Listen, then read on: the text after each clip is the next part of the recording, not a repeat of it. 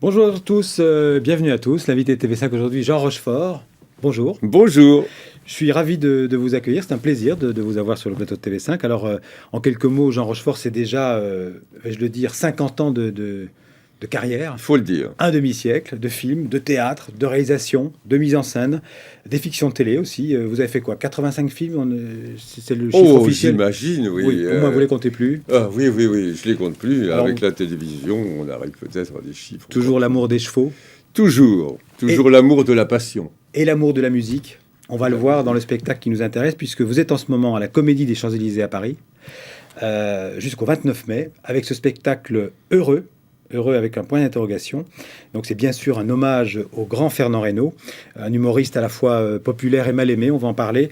Un homme que vous avez connu d'ailleurs, et apprécié dans les années 50. 50, mon cher, oui. Alors, ce que vous avez voulu faire, on peut dire que c'est rendre vie, rendre hommage à Fernand Reynaud. Oui, comme disait son fils, le panthéoniser un peu.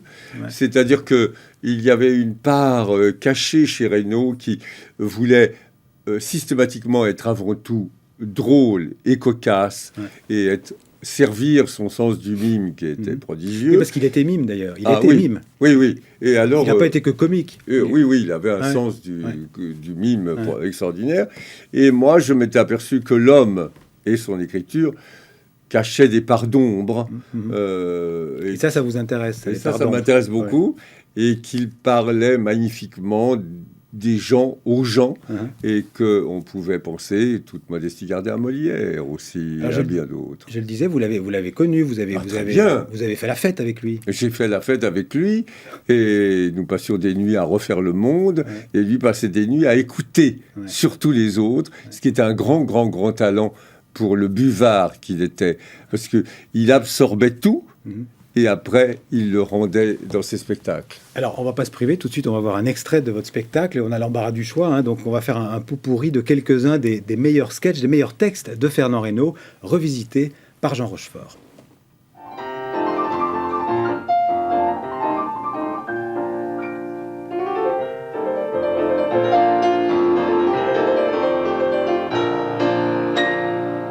Si jamais une de vos amies vous dit... disons, veux-tu que je te parle franchement? Répondez-lui, non. Monsieur l'instituteur, bonjour. Qu'est-ce qui vous a encore fait, mon fils? Ah, il est tellement tignard. J'ai déjà vu des enfants bêtes, maintenant, comme celui-là. Je lui demande qui a cassé le vase de Soissons, il me répond que c'est pas lui.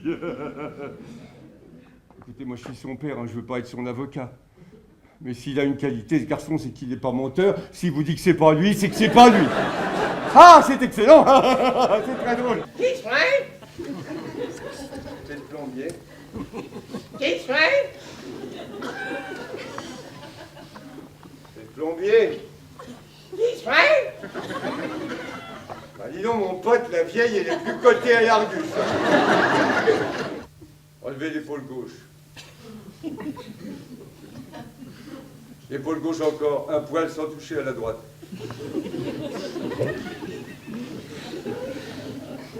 Et maintenant, relevez un tout petit peu l'épaule droite et vous ne touchez pas à la gauche. Et maintenant, encore l'épaule gauche et on ne touche pas à la droite. Eh bien, vous voyez tout de suite, quand vous vous tenez bien, hein?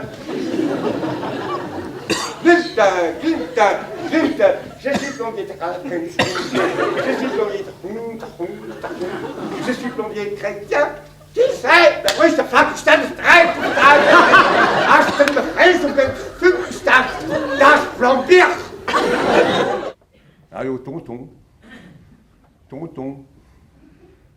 Pourquoi tu tousses plus, là?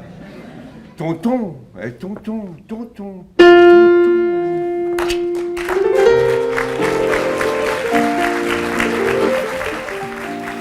Alors Jean Rochefort, 30 ans après sa mort, déjà à 31 ans, on a un peu oublié Fernand Reynaud, c'est assez injuste, finalement. Oui, il y a un petit purgatoire, là. Ouais.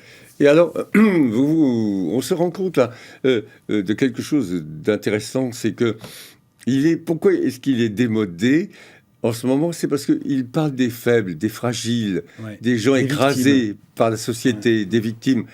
Et en ce moment, c'est pas l'heure. Hein? C'est pas l'heure en ce moment. On aime les héros positifs. On aime ceux qui ont des grosses voitures, une virilité. C'était un peu le porte-parole des humiliés. Hein. Voilà. Ouais. Et c'est pour ça qu'il est devenu une sorte de Jeanne d'Arc à l'époque où je l'ai connu. J'ai rarement vu quelqu'un d'aussi populaire de ma vie. On ne pouvait pas traverser plein une sens rue. du terme. Ouais. Ah oui, on ne pouvait pas traverser une rue au temps de sa gloire sans qu'il soit immédiatement adopté par des spectateurs qui le considéraient comme quelqu'un de sa famille. Et puis il est rentré dans le langage courant, ça a eu payé, enfin toutes ces expressions qu'on doit à Comme Fernand un Reynaud. défaut, ça a eu payé. Allô tonton, pourquoi Ouais, tout ouais. Tout ça est rentré dans le langage. Et il y avait même, et c'est là sa pardon, il en a, je crois, souffert à un moment, parce que le public, il appartenait tellement au public que le public le tutoyait trop. Ouais. Il a été, je raconte ces anecdotes de l'avoir vu être secoué comme une poupée de son par deux gangsters, place Clichy, dans un bistrot, qui lui criaient en le tenant par le revers, fais nourrir, en le tapant contre un mur. C'était une symbolique là d'un désespoir qui n'est allé qu'en augmentant et qui est arrivé jusqu'à sa mort à 47 ans, où très étrangement, symboliquement, à bord de son coupé Rolls-Royce, il s'est encastré dans une bétaillère. Et le titre de votre spectacle aussi est symbolique, puisque c'est heureux. Eh oui, Alors lui, il avait mis un point d'exclamation, et moi et vous d'interrogation. mettez un point d'interrogation. Oui, oui. Pourquoi Parce que le bonheur n'était pas là complètement. Ouais. Il racontait la souffrance, il racontait les victimes, mais il C'est une faisait manière- toujours rire. C'est une manière de s'interroger sur son propre bonheur à lui, de mettre le point d'interrogation. As-tu Ah. vraiment été heureux? Ah oui, il l'a pas été, jamais, ça je le savais, mais il a rendu heureux tellement les autres.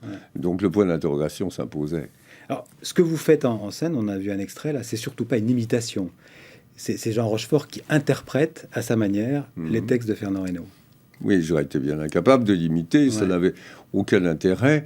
J'ai voulu être simplement l'interprète de ces textes Ouais. et mettre en valeur ces textes et son invention. Et... Alors, c'est le texte de Fernand Reynaud, c'est vous, Jean Rochefort, et puis aussi c'est la musique. Parce que la musique est très présente. Alors, on va en parler. Je vous propose d'abord de voir un extrait de ce dialogue musical entre vous et le pianiste qu'on a vu, Bruno Fontaine.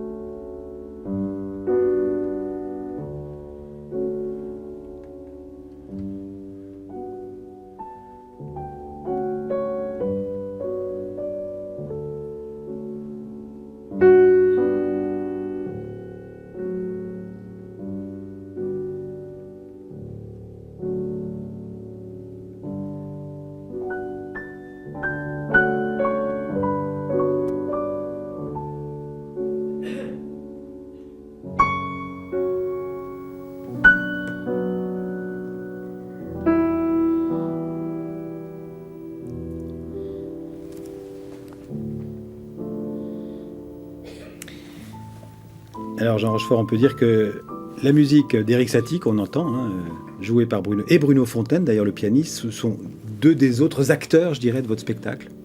Oui, ça a été la grande chance de ce spectacle, c'est la rencontre. Sans rencontre, il n'y a pas de très très bon spectacle. Ouais. C'est Bruno Fontaine, Ouais.